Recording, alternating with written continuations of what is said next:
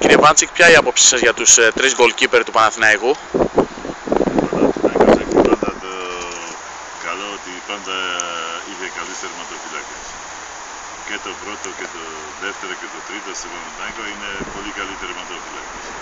Δεν είναι ότι ένας παίζει βασικός στη Εθνική Ελλάδος, άλλος παίζει στη Εθνική Ελπίδων και ο Στέφανος με την εμπειρία σίγουρα τους βοηθάει στις προπονήσεις.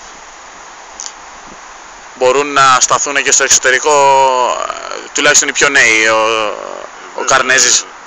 Βέβαια, μπορούμε ότι τώρα που άνοιξε όλη η Ευρώπη και δουλεύουν σκληρά και είναι σε καλή να πάνε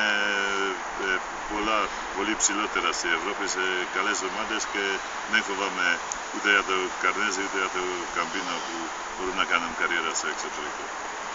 Μακάρι να ότι και εγώ έφυγα από Πολωνία, ήρθα εδώ και κάτι έκανα.